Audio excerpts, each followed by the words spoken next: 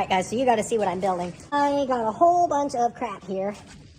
I need to run my well into a barrel because I can't run it into a pressure tank, and I need it to stop when the barrel's full. I need it to start when the barrel gets low. So I'm gonna come up with a switch system that I can easily remove because this is temporary. Wow! Alright, let's get started on this thing. I don't have a camera mount, so I'm gonna have to take pictures as I go.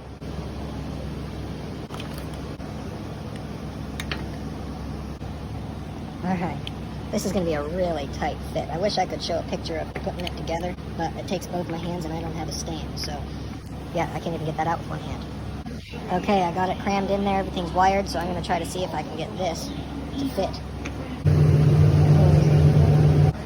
Alright, this will plug into the wall socket, and then this goes to the float switch, so when my tank gets low, then it'll trigger it to kick on, and it will power this plug that'll go to my well.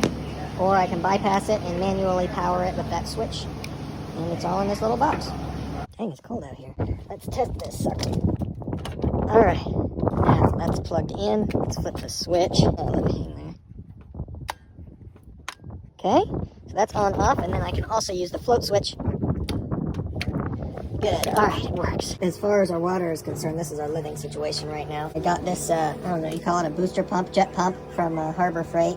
And we just hooked a garden hose up to it. And we do have a filter. This goes under the ground and out to the tank. I'll show you in a little bit. But right now it's hooked up to the washing machine. I need to get a splitter so that I can feed the camper and the washing machine at the same time. But right now, it's just hooked up to the washing machine because it uses the most water. Okay, let's see. So we got a 240 volt plug that comes out. And this is that box I built.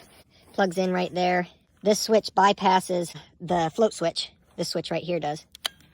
This wire right here goes down to the float switch, and when that barrel is low, it kicks on the pump so that the well can fill that barrel. And when it's full, it kicks it off. If I flip this switch, then it will run continuously, regardless of the float switch. Well, that blue line is what's going into the utility shed feeding our water, and this white PVC is just going to the wellhead. I've got a water heater in there, and then I have some heat tape wrapped around everything, pretty much, to keep it from trying to freeze. So I'm going to have to stick this down in the hole and find something to cover that. I think that's about it as far as the story goes. Okay. In theory, when that starts to run low, then the well will kick on. I'll just have to give it a second. Wait for it. It's bound to kick on. Oh my gosh, it hasn't kicked on yet. It's a good sound. See if it kicks off when it's supposed to.